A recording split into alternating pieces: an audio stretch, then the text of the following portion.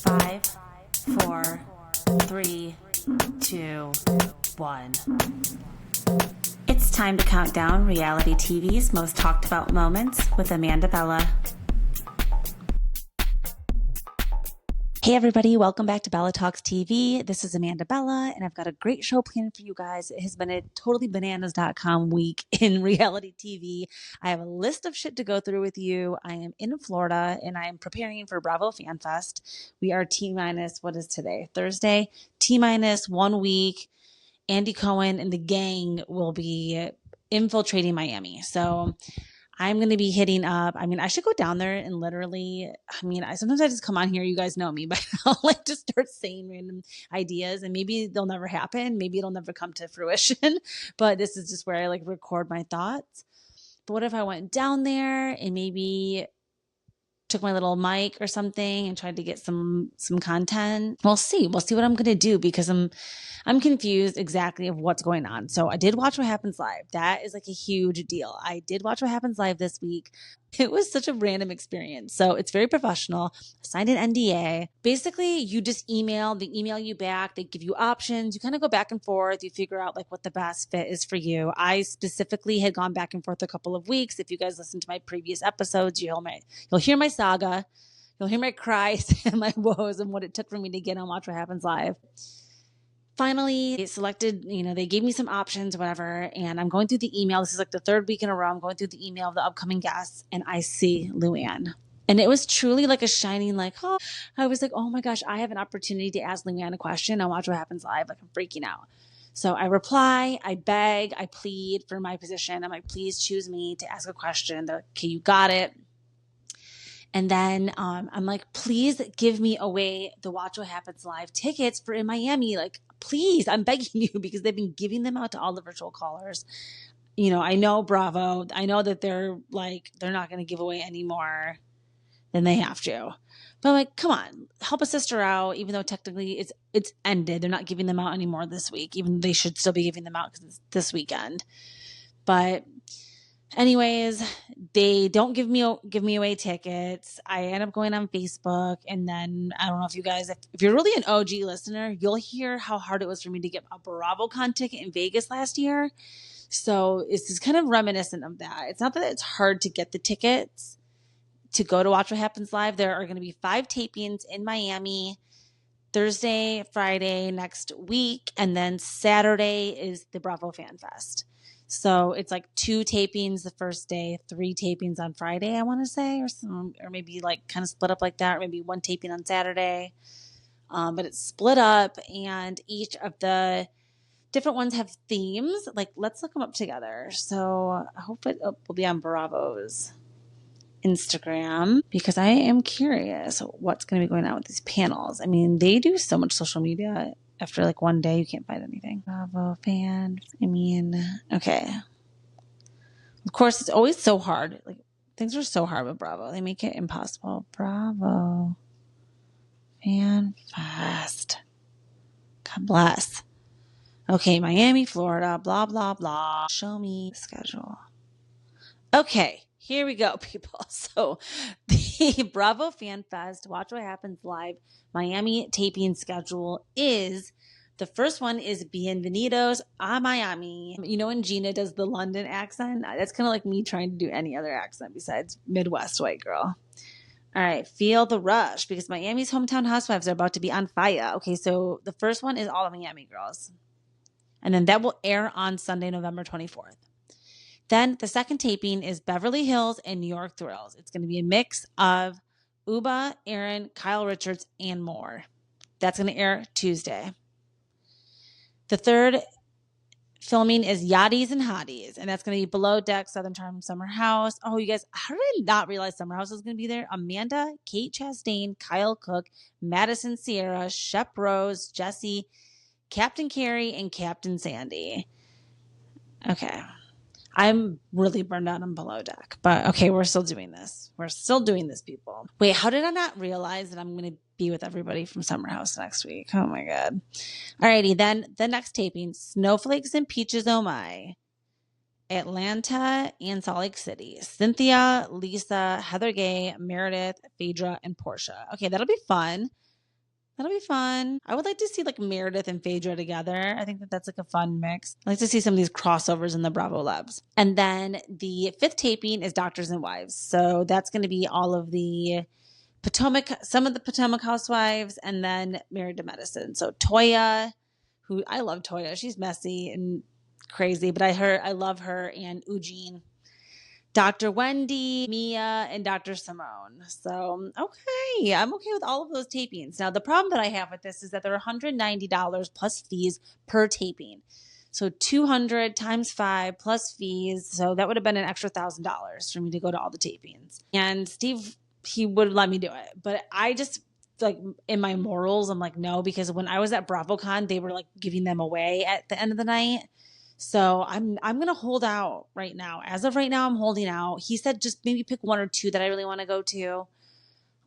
So I'm thinking about it. I guess I would definitely do if I was like, okay, I'm going to buy 2 and spend $500, which makes me want to throw up on Watch What Happens live tapings. I guess that I would skip the Miami one because they're all going to be at the Bravo Fan Fest, and I'll go to that panel. I think I would do Yachties and Hotties because it's Southern Charm Summer House. I would do the Snowflakes and Peaches. Those would be my 2.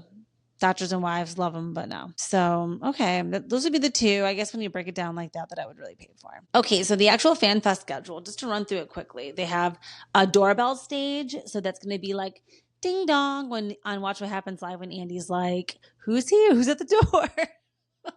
We've been watching this show for 15 years. So I've been watching it since the first episode. So I'm very familiar with the doorbell.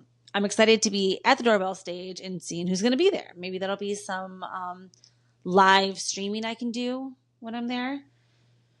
Bravo Besties. That's going to be a mix of a lot of, I'm not going to go through all of these. There's so many. Photo ops. None of these are worth me standing in line. No shade. Doorbell stage is really going to be where it's at, I have a feeling. That's where they always have good ones. Okay, there's a photo op with Amanda and Kyle. Andy always has his own panel where everyone can just go up to the mic, ask him questions. Maybe I should prepare a good question. You guys let me know a question for Andy that I should ask. I never know what to ask. Okay, photo op with Shep and Jesse. I should do that. I did the photo op with Phaedra at a drag brunch, and it was kind of a horrible experience. I need to post that picture. Okay, no filter. I'm going just reading through these. I apologize if you're not on the YouTube. This is probably pretty boring, but okay, no filter BFF stage. It's going to be Lisa, Kiki, Mia. Okay, like thinking about Lisa and Mia being together, that's kind of funny with Portia. Oh, and Rachel Lindsay from The Bachelorette is moderating that, so that's interesting. Doorbell stage. Okay, Lisa and Heather photo op. Already met them and did that. That was fun. I wonder if they're going to be as drunk as they were last time. Okay, Madison from Southern Charm and Sierra are doing a photo op together. Lisa and Marisol are doing a photo op together. Okay, they have a panel with Gertie, Uba, Meredith, Phaedra, Kyle, and Mia. Kind of funny. Wow, you can do a photo with Cynthia and Portia. That's pretty iconic. Maybe I'll stand in line for that. And for the most part, everything else, they always do like battle the Bravo Labs. They always have these like silly games. They always have like icebreaker games. Okay, they have a panel called I'll Tell You How I'm Dating Not Well, Bitch. And it's Heather Gay, Dr. Wendy, Shep Rose, Jesse Solomon, and Dr. Whitmore.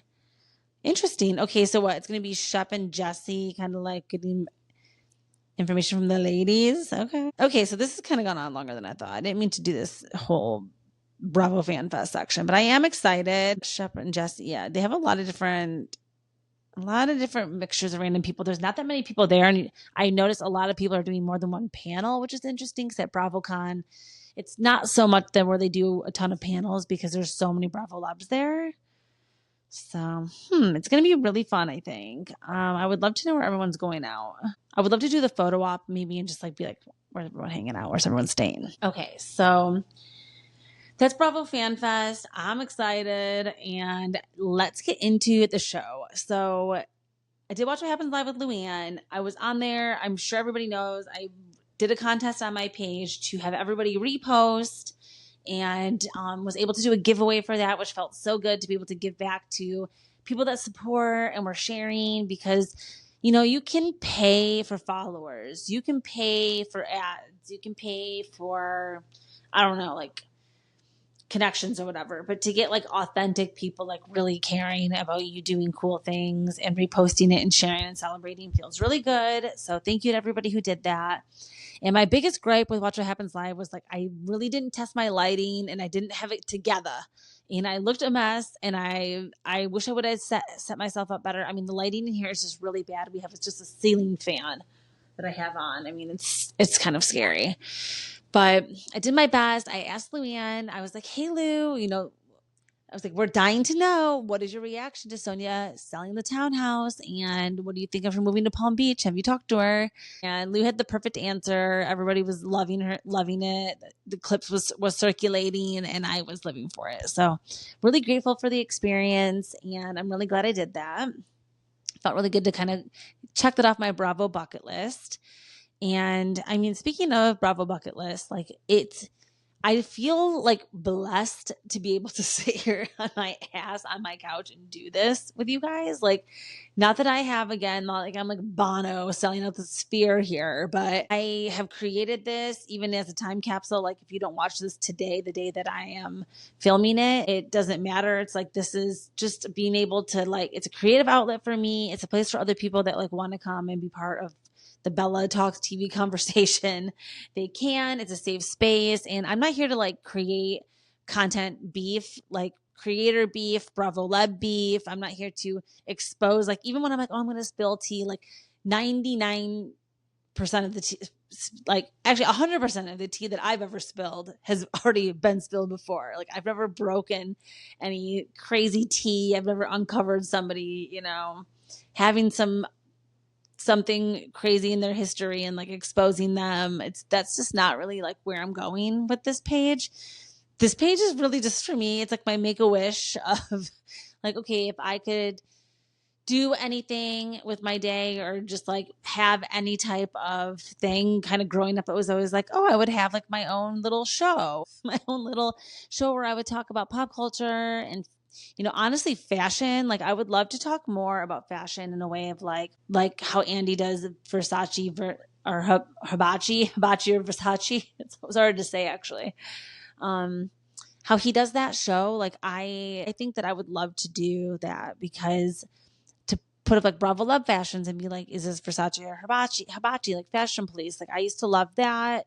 Like, I just want to just keep doing this show as I can, when I can, God willing, when I'm here, and the reason I mean, we are living in a post-election week. I had no desire to create the show for last week. Like, I was like, we don't need this. Who cares? Like, even though people needed distractions, like, I don't think I could have got on the mic and like been in a place to talk about stuff that's been going on in the last week. So now that I'm here and I'm present and I'm able to be with you guys and like give you my full undivided attention, I'm really happy. So funny. So yeah, I am just really creating this space as a place for me to come yap. And I'm not trying to cause any serious wars. I'm really not trying to spill any crazy tea. And I just want to have a place where I can come and we can be together. So I'm hoping that we can always respect that. Now, a lot of people are getting lost in the sauce out there. We have several different creators that have been under fire that are just taking it a little too far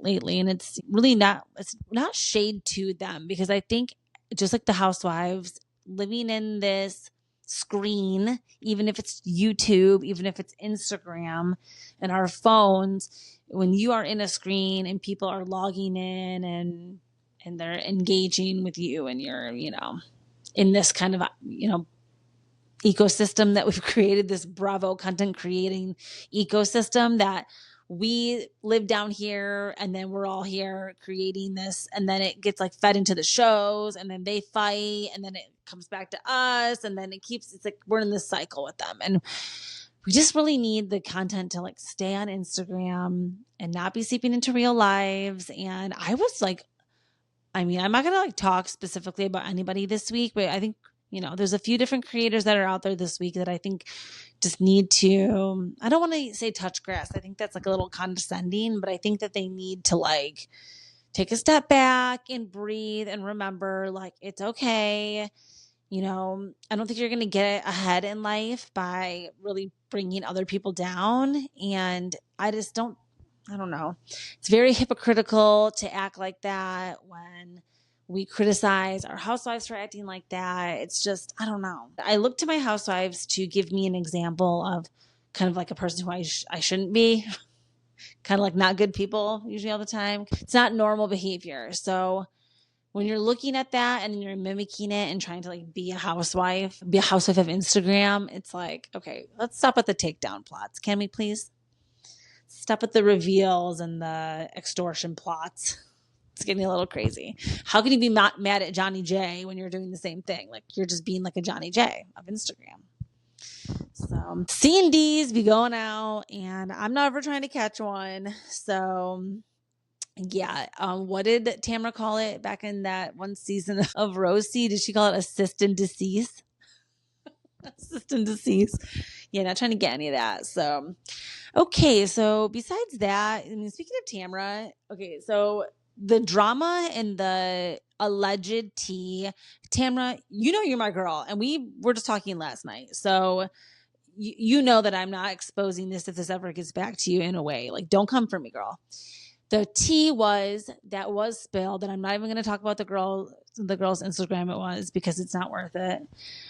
But she decided to, I guess, find that Tamra Judge is the captain of Reality Blurb. First of all, what is a captain? I've never heard of a captain of anything besides a basketball team and a Navy boat. So what else can you be like the captain of? Like Captain Sandy? Is it Captain Tamra Judge now? I just don't think that captain, I don't know. It's not adding up to me. Like the math is not mathing. So let's just say she is. Let's say Captain Tamra Judge is the captain of realityblurb.com. Allegedly. Let's just say she is. Now, does that mean that she's a bad person? Because I looked up and yeah, there's like 1,200 pages or something of articles on her. No, I think the pages have like 3 articles a piece in them or something. So I don't know what it adds up to. There's a lot of articles about Tamra on there. Some of them are very favorable. And the most recent one was that there was a very favorable article that came out about her recently saying that the hate had gone too far on her, and she promoted it. I promoted it. We were both talking in our DMs together about that specific article.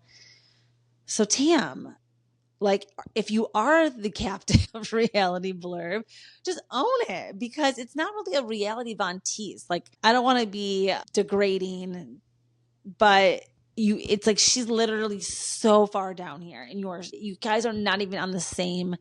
You also have Vina and you had Cut and you've been a housewife for over a decade and you have all of these other accolades and things. I mean, why not add like media conglomerate to your resume and just own it and be like, I don't like sit at home and like Monica was like stalking outside people's houses and like posting videos, and Reality Von Teese was a mess. Reality Blurb is a $5 million net worth or whatever. I looked up the value of it. That's a real company making a lot of money. So if she's the captain, then all right? There's articles written about everybody on that website. So it's not like it is some kind of media is biased. I mean, that wouldn't be if you guys just learned today that the media is biased and that based on where you go to get your news, you might get articles that are pro somebody and anti someone else. I'm glad I got to share that news with you today. But okay, people, I'm drinking an Olipop. Let's take a break here. And since I don't ever pay for ads or do this for money or try to monetize anything that I do, let's just talk about something for free. And that's an Olipop vintage cola soda. I've been trying. I mean, I love Dr. Pepper.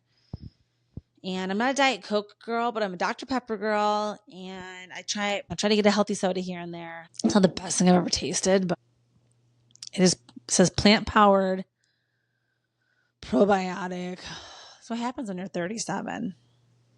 Okay. All right. So let's get into the show, you guys. I've said it 3 times now, but I want to bring back a quick segment that is the no one is talking about. So Bella Talks TV presents No One Is Talking About, but we should be Married at First Sight. Now, I've went online. I went into the dark web today to be like, where do I find the community talking about Married at First Sight? Because the show's been on for 20 seasons or something. Like, there's got to be fans out there, and there's got to be some people. It's got to be. I mean, I know that we can't all be Bravo, but who is talking about this? And I went down a little bit of a wormhole, and I found out that Sarah Colonna, which this makes sense now because she has hosted some of the after shows that have happened. Not the reunions, but some of the after shows that they do. So with Married at First Sight, they have the show. Then they have the after party, which is hosted by Keisha Knight Pulliam, which my mom and I will text each other every episode and be like, how did this woman get this job? She's one of the worst like reunion after party hosts ever. And she was pregnant all last season, and every episode she would be like, I can't drink, because just like on Andy's show, they always have like a drinking, like a cocktail of the night. She'd always be like, none for me and the baby. And like, we know, Keisha, you're 10 months pregnant. Oh my gosh, okay, I'm triggered already talking about her. So anyways, they have that. And they also do these like fun other little catch-up shows. And they have like the Married at First Sight couples couch. And they do really good, like making like a 90-day fiance world out of this. So I appreciate that about them because we love content. So on Lifetime, love it. I've been soaking up every episode. There's been 4 episodes so far of the new season of Married at First Sight. It was filmed in Chicago, which you know is very near and dear to me. Chi-Town, rise up. And I am loving this season. So again, there are 5 couples. And what we know from so far from this season is, if you guys, again, the premise of the show, 5 couples, kind of like Love is Blind, have never seen each other, meet for the first time, but this time it's at the altar and they get legally married right as they meet for the first time. It is, the best show on TV, pretty much. So if you're not watching it, you're really missing out because I found community people to talk about it. Sarah Colonna, coming back to that, she has a podcast that is called something so random. It is called Are You My Podcast? ? And I don't know what that's from, but she recaps Married at First Sight with this girl, Mary Rads something. And I love Sarah Colonna, and she goes back to Chelsea Handler and ties into Heather McDonald, which if anybody here is a juicy scooper, Heather is a little bit of an inspiration for me, not, in some ways. I'm going to keep it cute and mindful and demure, but in a lot of other ways, like she has built a really big juicy scoop, empire. And it is, I really am like, I tip my hat. So respect. So I'm not going to say anything bad about her, but Sarah Colonna and her, they just come back to Chelsea Handler to me, and I love it. So that's how I know her. If you don't know that, and you don't care about anything what I'm saying, I mean, I'm sorry, but if you do care about Married at First Sight, and you do want to get more content and listen to a really funny podcast where they talk about it, check out Sarah Colonna, and please go watch that show if you're not. It is just so good. So. We know that for the first time this season, 2 of the couples switch. So there's a wife swap that happens, and that's never happened in all the seasons of Married at First Sight. So we are anxiously awaiting and watching every episode. Like, when is this going to happen? We're starting to see some cracks in the foundation. All the couples are on their honeymoon in Mexico, and things are already starting to go off. So please watch. Okay, so that's my beg and plead for that. Okay, moving on to my OMG and my LOL of the week. We'll keep it real short here too, because of course I'm like, always so long-winded. So OMG of the week is going into the Gypsy Rose drama. So you guys know I love Gypsy Rose. I have been following her and really been up her ass since she got out of prison, because every day with her is a new adventure, a new magical rainbow journey filled with unicorns and drama, and her having this desperation to, I think, be everything that she's not. And it's very fascinating just from a sociological, psychological standpoint. I really thrive. That's where I find my best reality TV like obsessions are in these really deeply delusional characters. And one of my favorite things about Gypsy, which, girl, I'm sorry for listening, this, you probably want to turn it off right about now, but is this idea that I think she was like prison hot, or that she is like really hot for anime girls, or really hot for Comic-Con girls, or even really hot for a disabled girl. Yeah, I'm going to say it. back when she was faking it. I think that was like what she was always going for. Like, okay, I can't compete with like really hot girls, but like I can be the hot of like the nerdy, ugly girls. And so I think the rise to fame gave her a delusional lens, plus, you know, the plastic surgery. I really have to give it to them, because I think if Gypsy had any money or more money, or just, you know, because we all know that you're not ugly, you're just poor. And it sounds really mean, but it is kind of true. And she got some plastic surgery. She got some free stuff done. Her teeth, they look beautiful. The free teeth working. We love the teeth. Beautiful smile. And then she also got the nose job. And I think we all were thinking it, including Gypsy herself, when she got the nose job, like, oh, we kind of wish it was like a little bit better. Like, it was good. And it was, I mean, the nose was crazy before, but we were hoping it was going to be like a little bit cuter, and it wasn't so like Whoville, and it's still a little big, and she's still working with the nose. So she didn't get rid of that. I think that kind of still holds her back. Then she did the chop and the dye with the blonde, which I've been through my own hair journey. I was promising you guys to be brown, and when I went in and asked to go darker, this apparently was literally 5 shades darker, and my hair was just white before. So we're working towards a normal color again. But with Gypsy, she was like, no, my Ken likes Barbie, my Ken likes blonde. I need to go blonde. Like, if you guys remember, she told the story about how she tried to like pull and razor blade her hair off in prison because it was brown and she wanted to be blonde so bad. So she's blonde now. She's got the teeth. She's got the nose. And then she would have been Zempy. She would have been like hitting that Zempic, but she couldn't because then she got pregnant. So she got pregnant with Ryan's baby. Or, oh my God, could you imagine? I mean, that's what we're getting to, but maybe is that like the universe trying to tell me that something fake is going on? Because you guys know the conspiracy theories. So recently she just announced that she took a paternity test officially. Finally, the fans, everybody in the world has been calling to find out who is the daddy of Gypsy's baby. Because is it Ryan, who she was still legally married to but separated from for like 48 hours when she went to go meet up with Ken for the weekend and then got pregnant? So was it Ken or Ryan's baby? We knew that when the baby was being born, unless she got the paternity test in utero to prove that it was Ken's baby, then it would have to be Ryan's last name on the baby on the birth certificate, because she would still be legally married to Ryan at the time of the conception and the time of the birth, because the marriage has not been settled yet.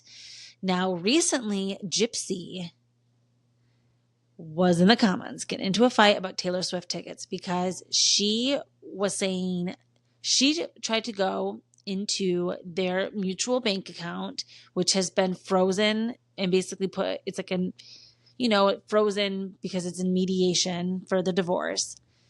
Gypsy tried to go in there and spend $12,000 on Taylor Swift tickets. $12,000 does not seem like a sane decision that a pregnant woman would do, especially when she knows she can't take the money out of her and Ryan's bank account. It has to come from like her own money. $12,000. So then she tries to come back and say, oh yeah, well, Ryan tried to like gamble a bunch of my money away, which I do believe Ryan's sports betting. I believe that he would love Ryan from the OC. He should link up, and Ryan from the OC and Ryan from Gypsy should do a like DraftKings ad together. Because I guarantee, yes, Gypsy, when she's like, yeah, Ryan's gambling the money away, like I believe that too. But I digress. We have now determined that Ken is the father. So what does that mean? It means that Gypsy now wants Ryan back, because this girl cannot have non-chaos. She cannot have peace. She hates peace. So Ryan was smacking some girl's butt on his TikTok, and Gypsy went on her Instagram and she was like, not my husband. That is my husband. All of a sudden it was her husband that she's been trying to get divorced from desperately, and that she's pregnant with another man's baby with. This woman, I love her. We can never lose her. We can never lose her. She goes in the Hall of Fame of reality TV stars. Some of you would say she's a schmurderer, not a reality TV star, but I would say two things can be true at the same time. The new season is filming right now, which makes me so happy that all of this is going down on camera. So as far as the rumors go, there are a bunch of rumors, of course, at the paternity place that did the test and all this stuff. And, who knows.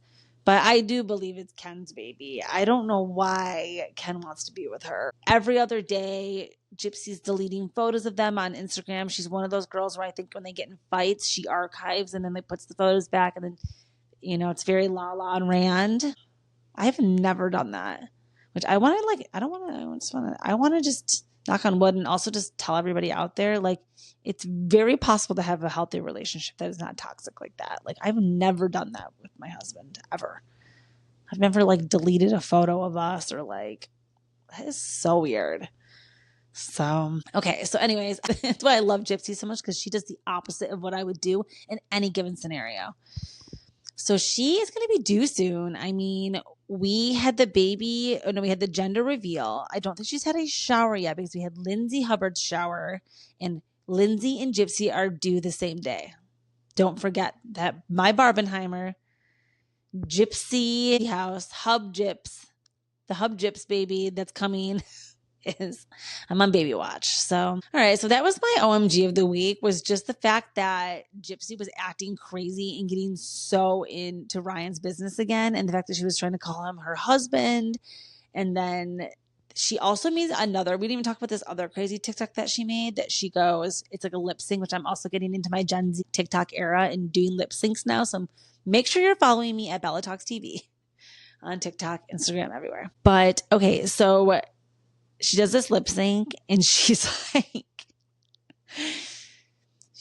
oh my God. So then she made this crazy TikTok and she was looking into the camera and she's like, you would be crazy not to want me back. Talking to Ryan. Unhinged, but also iconic. Gypsy is mother to me. She is mother to me. Okay, so moving on. Let's go into my LOL quickly of the week. I'm not going to spend too much time on this because, again, I just went on a big Gypsy rant. But my LOL of the week was House of Villains, again, coming in every week, making me laugh, having these moments where I'm pausing, crying, and just having to record and take the moment in. So there's this moment in the most recent episode where Teresa in New York, Tiffany Pollard they're really starting to go at each other. They're in the bedroom, they're freaking out. And now I thought this was actually fake and scripted for the show, but now I see what happened. This could still have been fake. This totally could have all been fake, actually. I believe anything is possible in reality TV, that it could be somewhat produced or whatever.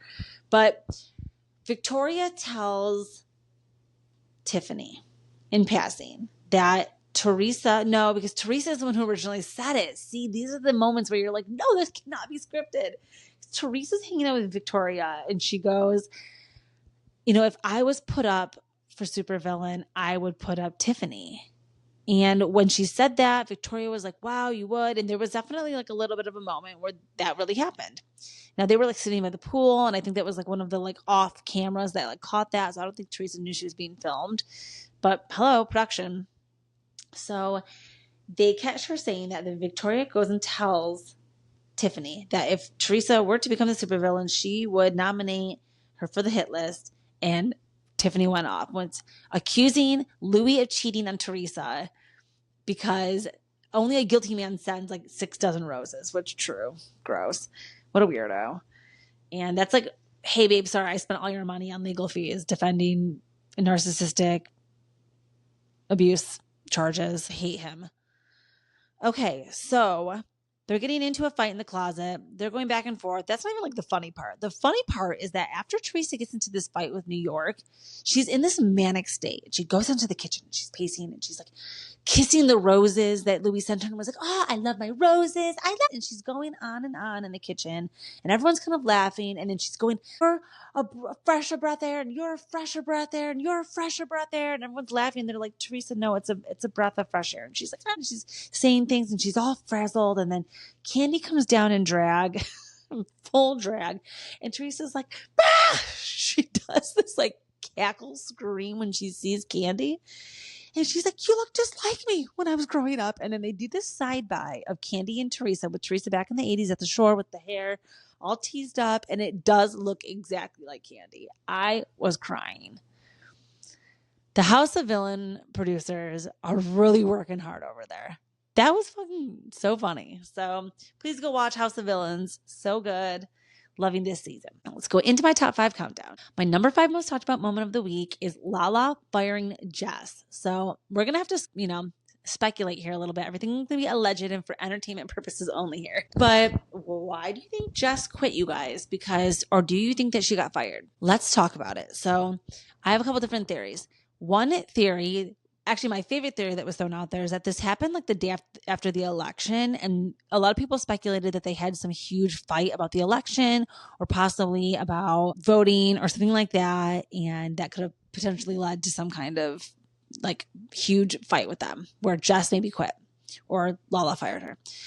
The second conspiracy theory is that I believe actually that this has been coming for a long time and that Jess knew. I don't think this was a rash decision. I think it was coming for a long time.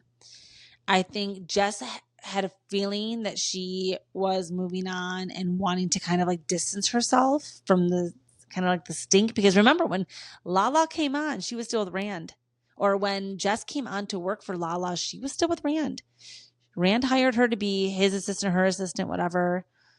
Remember when Brock was trying to plan the proposal to Sheena with the movie star premiere on the rooftop and tried to get Rand to pay for it? And then they sent Jess to do it. And Jess was like, who's paying for it? And Brock was like, Rand. Oh my. And we have to talk quickly about the tea that was, oh my God, I'm laughing. Okay, so Brock is a messy boots. He's literally the boots. I hate listen to shenanigans. You guys know this. I will listen to every single word. I've been listening to Sheena's podcast since the beginning of its inception. So I'm listening to it way before Brock. I'm going to get through the Brock episodes with him. Even with the Summer Moon, I do 30 in a head, when they're talking about Summer Moon.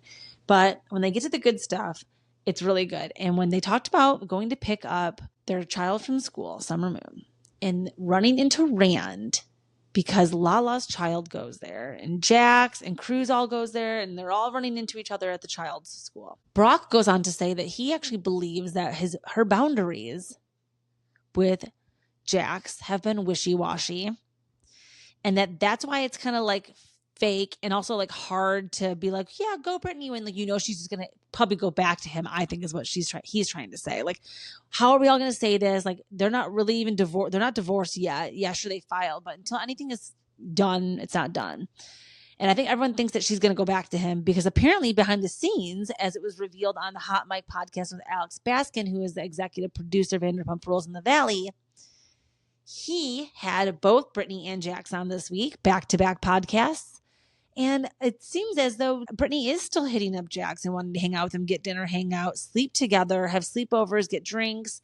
Now, Brittany tried to say, oh, no, this is called co-parenting. No, it's not. Like, I think everybody I don't want to speak for everybody and don't want to generalize, but I think most people, when they are done, get divorced or whatever, don't they want to like not sleep with their ex anymore? Don't they want to move on? So now, again, you guys know I ride hard for my Jaxie boy, so I'm sorry. I'm going to end it after this. I'm keeping this one short. But all I'm going to say is that I do think she's wishy-washy. I do think that she does things for Candace. She panders to the audience. I don't think she's being authentic. I think that she probably would still be wanting to keep her family together if she didn't have the show keeping her accountable. And if the show didn't exist and all of these things just happened like in their normal life, they would still be together. I'm betting it. I'm just betting $100 on it or whatever. Like, I bet that they would still be together if the Valley never happened. So that's what we're going to say. Now, the fact that Alex Baskin is the one putting these like, he's really wanting them to talk and like kind of like spoil a lot. It's making me think again that a lot of this is scripted. Okay. I don't know. The Julian stuff, when she slept with Julian behind Jax's back, I believe that was all real. I think Lala really is pissed about that. So yeah, coming back to Lala, did she fire Jess? Did Jess quit? No one really knows. Jess said that she was not given the opportunity to come onto the podcast and say goodbye to everybody. Podcast is really bad with Jess and Easton, and I think they both should go. So Easton should go next. So yeah, I'm not sure if it really matters, but I'm happy that Jess got away. I see sometimes people call her Jessica. That's kind of mean, but it is funny. Okay, moving on to my number 4 most talked about moment of the week is going to be the prank that happened over on the Real Housewives of New York City. What the fuck was that? All right, let's talk about it. So Becky Minkoff, who I actually kind of like her. Don't ask. I kind of like her. So she did build this huge company. And the fact that she's still Jewish, but she's also a Scientologist. And I know that they, I don't know. I'm going to give her the benefit of the doubt on a couple of things right now. And I'll just leave it at that. But I'm not going to forgive her for doing this prank with Aaron, which I do believe was Aaron's idea because Aaron keeps doing pranks. And we saw her do the cockroach and the pavlova. We've seen her do these other pranks. I know the prank with the sunglasses, right? She hid the sunglasses. When is she going to learn the pranks are not landing, sister? Stop doing the pranks. Everyone's begging you to stop. Is she going to learn though? Is she going to listen? No, because I guarantee they're going to do another season. So is she going to actually listen? So they decided to do this prank, which I believe Aaron concocted to tell Becky, everyone's calling you boring, whatever. You don't have a storyline. We need to come up with something. And she's like, okay, let's tell everybody that I'm pregnant. And what they should have done is probably just leave it at that. Like leaving it at Becky could be pregnant would be at least enough to make it somewhat interesting. No, because I'm already, as I'm talking this out, being like, there's nothing funny about a pregnancy prank ever. That's why we don't do it on April Fools.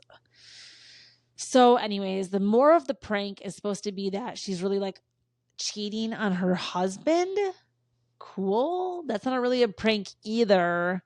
And then the extra layer of this is that she got pregnant by some random person on like a wild night out. Well, she has 4 other kids.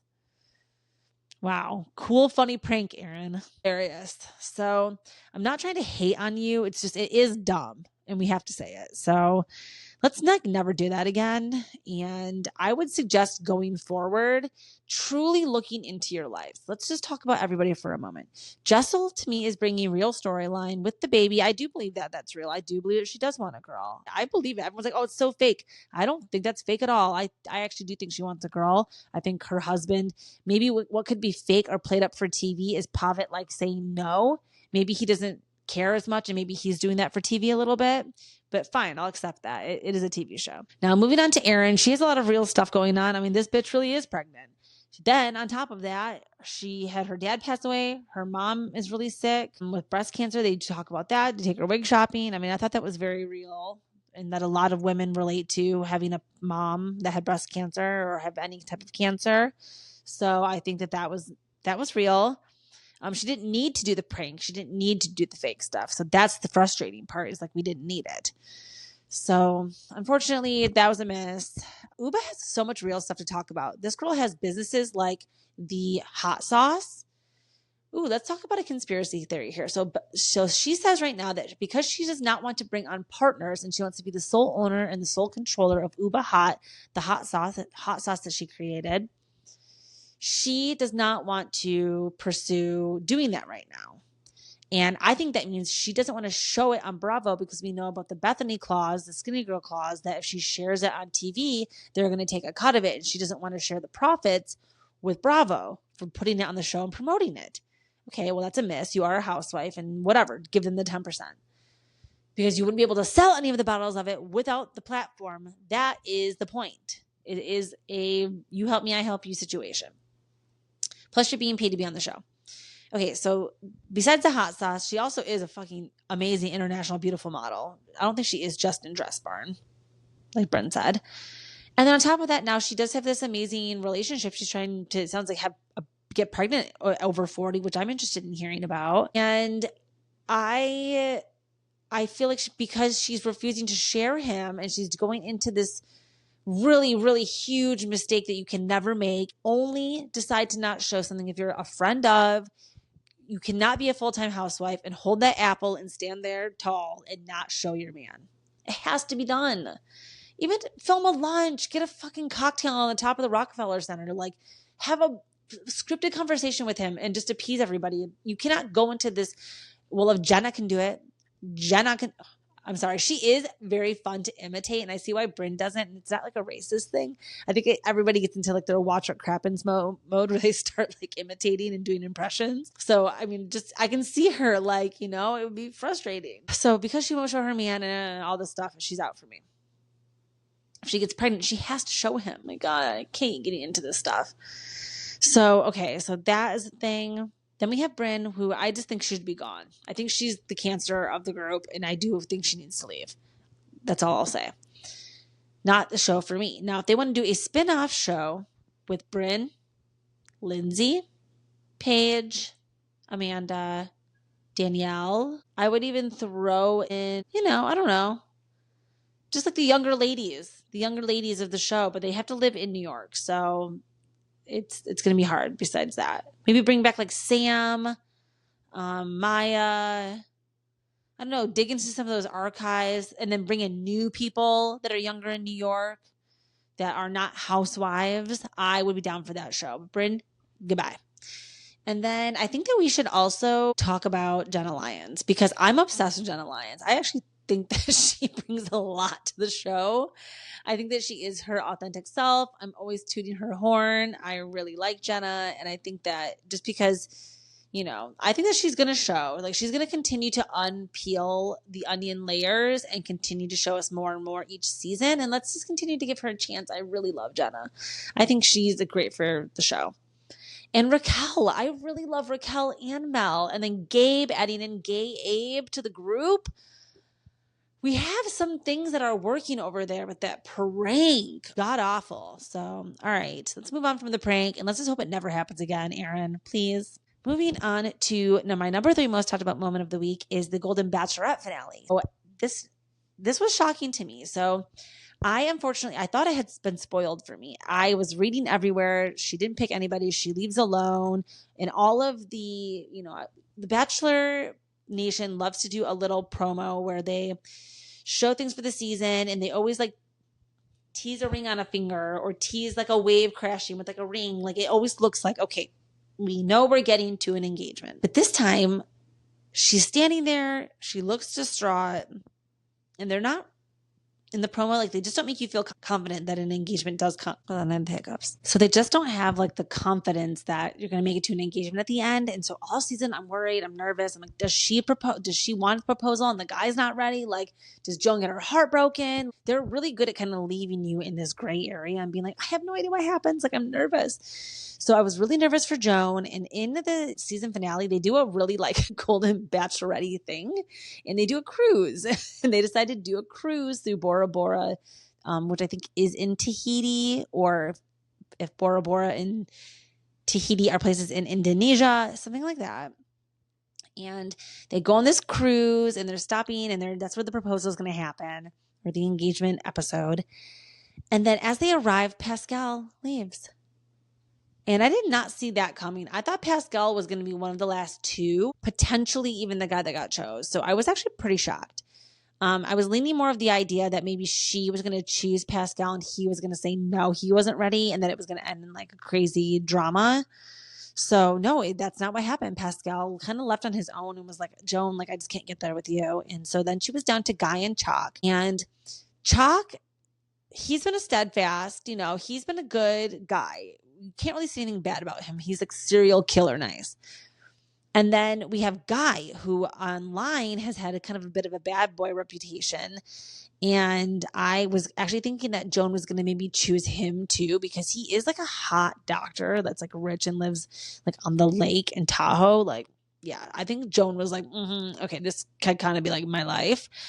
But she ultimately goes with Chalk. And I was really surprised because I didn't think that she was going to have an engagement. So I'm like, holy shit, this is really happening. And they have the engagement. Her and Chuck get engaged. They're in the after show, which if you guys don't know the comedian Jared Freed, oh my God, he's so funny. And he does these like live screams, he calls them, of like the live, like live comments of the Bachelor episodes. And he calls it like the dome of the undateables. When they do the tell all episodes and they're in that like studio, he calls it, yeah. He's like, we're back in the dome of the undateables. It always makes me laugh. But they're back in the Dome of the Undateables. They're at they're at the finale, and it's really crazy. Like, it's just crazy to see them together. Something coming off to me that like Joan was pressured, that Joan was going to pick no one, tried to leave, and the producers were like, absolutely fucking not. Get your ass back in there and get engaged. We're going to give you $1 million. And she did it. Allegedly. Because I think that they do actually throw a lot of money around and give bonuses on these situations, everything that I've heard, and that there's a lot of incentives to get to these markers. So now we're going to have a wedding. So that's another thing that she's going to get paid for. So we're going to have a golden wedding and all this stuff. It's going to be, a whole thing. So now last time with Gary and Teresa, that was really rushed because they wanted to get it on a New Year's Eve golden wedding. And as we know, that only lasted like 28 days or something. So, alrighty. So yeah, that's my number 3 most talked about moment of the week, is the fact that Joan ended up with Chalk, the love bomber, who, I don't want to say anything too bad about him. I really wish them well. I do. But he did come off really strong and barely knew her. So maybe at that age, you just know what you know. She seems happy. But I cried. Of course, I always cry. And they showed at the finale that they took both families to Disney World together. I love ABC, Hulu, Disney, like all being conglomerates together. Very NFL, like when they win the Super Bowl and they're like, what are you doing next? We're going to the Disney World. It's like the Golden Bachelorette. What are you doing next? Going to Disney World. So that's my number 3. On to my number 2 most talked about moment of the week, the Real Housewives of Salt Lake City. And everyone's having the conversation about the husbands. And if the husbands are getting a little too messy and a little too involved in the show. And I think we should have a little discussion here about this because I'm curious. Now, let's get the obvious out of the way. Bronwyn's husband, Todd, is terrifying.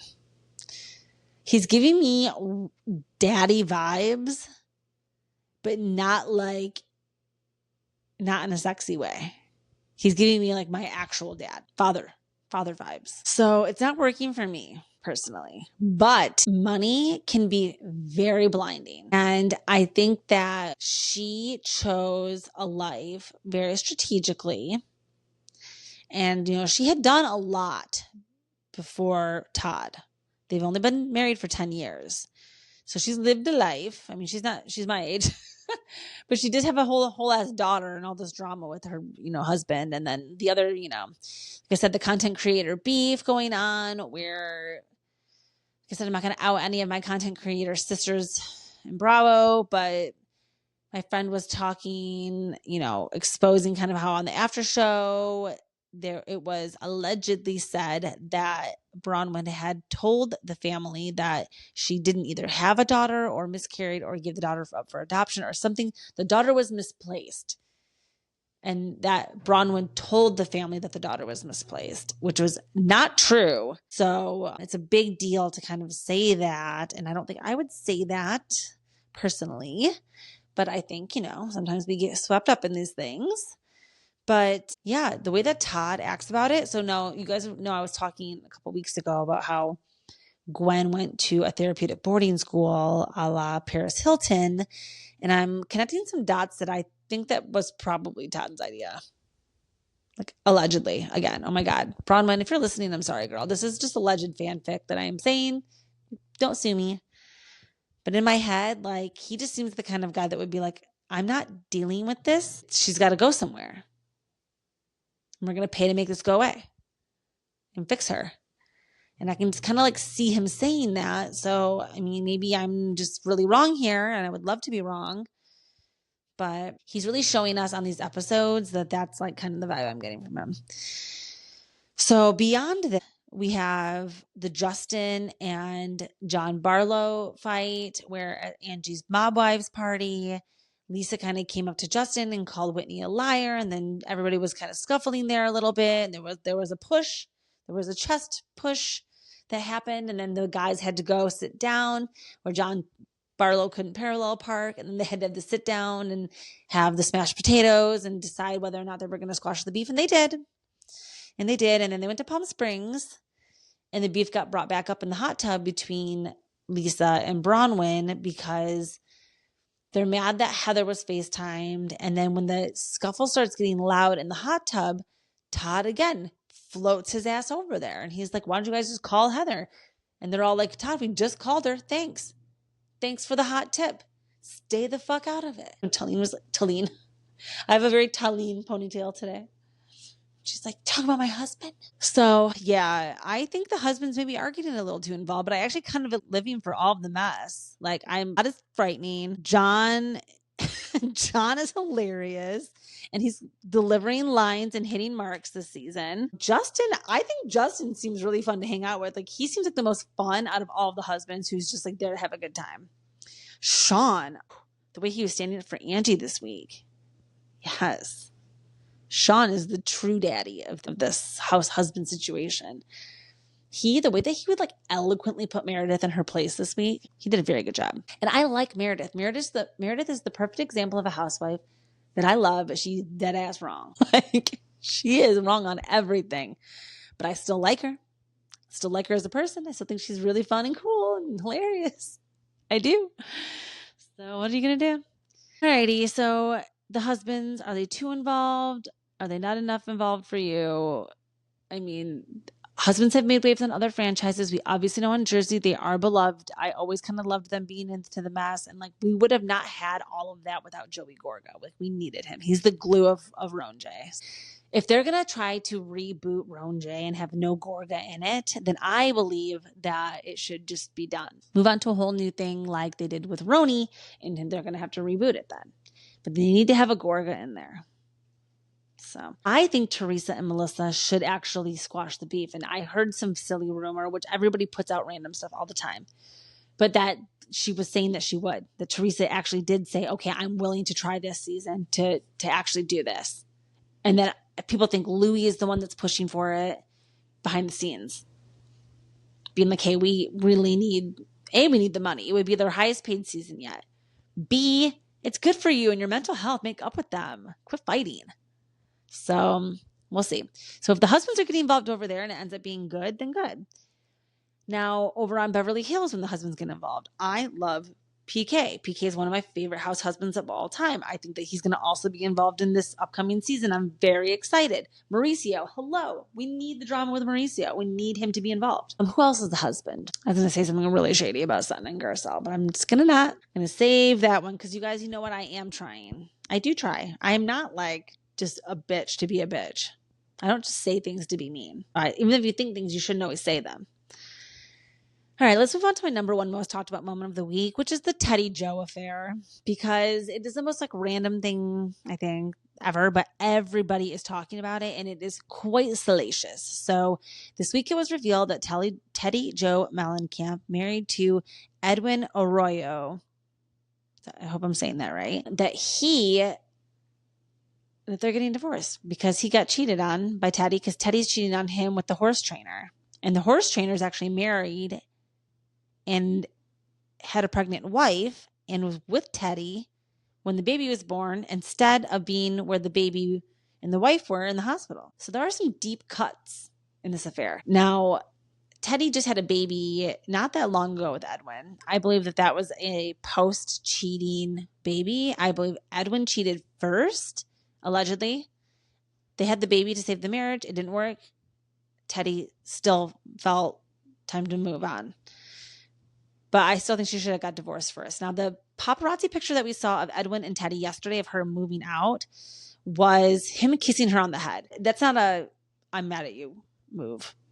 That's a I'm going to miss you shit move. I think that Edwin is sad that this is over, would be my guess. And that he maybe didn't want this. But maybe he did. And if he did cheat first, like the rumors say, then I guess this is, you can't always put the vase back together. Like, I always think about that when it comes to cheating. Like, I'm a really like elitist about monogamy. And I just really am like, if you're not going to do that, don't get married. But I understand everybody has their own versions of open marriages and relationships and stuff. But it's like, it's just a no for me. No. So, okay. Anyways, Teddy had this affair. Edwin, he's looking really weathered. I'm going to, prayers up for Edwin. Now, Teddy and this horse trainer, I mean, it seems like a very non-sexual relationship. Teddy just seems like asexual to me in general. So obviously it's very emotional. I don't think it was just like she needed to like fuck. Pardon my French. But I'm not getting that. I think she was really looking for a connection with somebody over something that she loves, which is horses. The daughter is in the horses, the whole thing. So very interesting. I'm trying to think what else has been spilled about this. Besides the fact that he missed the birth of his own child to be with her, he's giving me scumbag vibes and not giving me like the type of person you would want to leave your family for. But I think that sometimes when somebody wants out anyway and they find like an avenue or a reason, this is it. I think a lot of people are trying to say like, oh, she's doing this for attention or to try to get back on Housewives. I don't think so. I think that she was, I think this is a real affair. And then I think that she is a little bit delusional to think it probably wouldn't hurt to keep herself relevant. But I think that it was actually his wife that exposed the affair. So it's not like Teddy like leaked it to Radar Online. So that's number one most talked about moment of the week is Teddy and her affair. I can't believe Teddy Mellencamp is the number one most talked about moment of the week, but people are really shocked by this. And I guess I am too. I don't think it's very cool of her. I think they should have both gotten divorces. A double affair is pretty wild. Small children involved. It's going to be really messy. I think Teddy and her husband have a lot of money. That's going to need to be mediated and assets. I mean, allegedly, you guys remember the rumors that like Edwin's security company was involved when Dorit and Kyle and all these places were getting robbed, allegedly. Okay, yeah, I'm going to leave you with that little conspiracy theory. And yeah, I'm trying to think what else is going on this week before I leave you guys. I don't think anything. Next week is going to be Bravo Fan Fest, so stay tuned for the spillage of the teage. All right, I'll leave that with you guys. Thanks for coming to listen to my countdown. I love each and every one of you. Please make sure you're following me on social media at Bella Talks TV. I'm in my Gen Z TikTok era over on my TikTok, and I am going to be here in Florida until March, so stay tuned. All right, love you all. Have a great weekend. Ciao, Bellas.